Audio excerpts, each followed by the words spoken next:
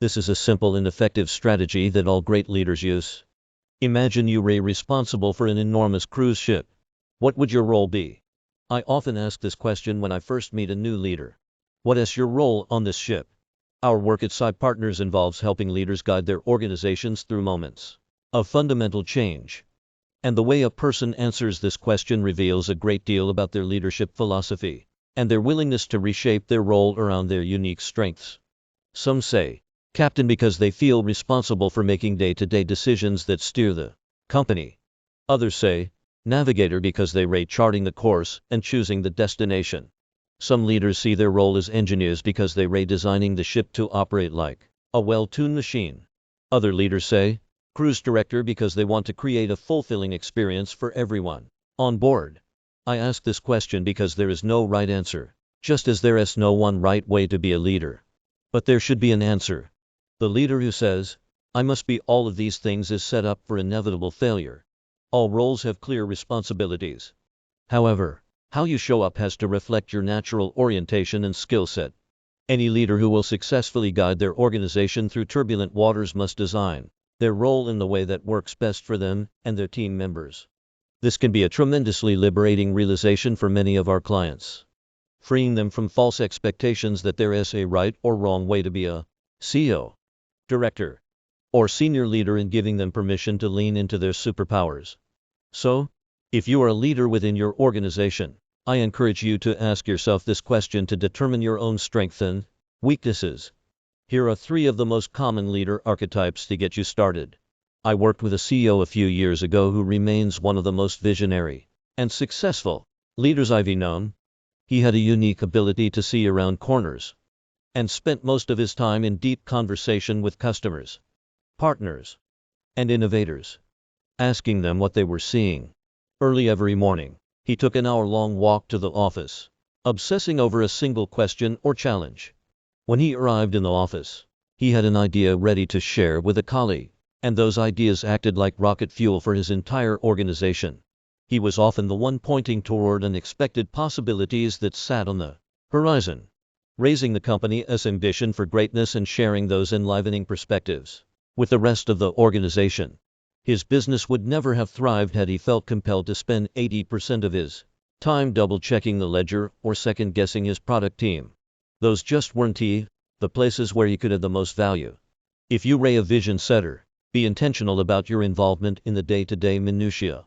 We all have a fear of letting go, or a compulsion to remain part of every little thing.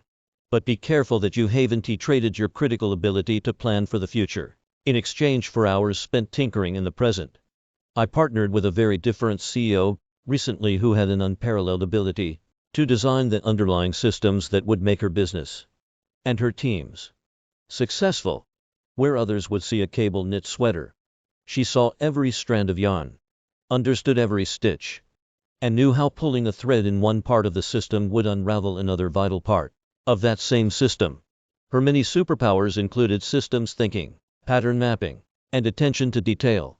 This was not a leader who wanted to spend her time on the speaking circuit or in the user experience lab, in part because she didn't enjoy them, but mostly because she knew there were other people in the organization more capable of leaning into these areas. Like the visionary leader, her real value lay elsewhere. If you are an operational mastermind, don't let people tell you that leaders should avoid getting into the details. While visionaries get lost in the weeds, operationally minded leaders resurface from those weeds with the critical gem everyone else had overlooked. I once worked with an extraordinary leader who made the proverbial journey from the mailroom to the president's office by always putting his people first.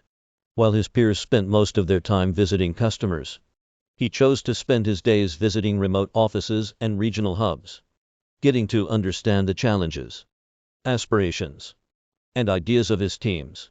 At first, this did not go over very well with other leaders in his organization, but he knew that though he could get closer to a handful of customers on his own, if he could teach an entire organization the art of customer intimacy, he'd help the company get closer to millions of customers.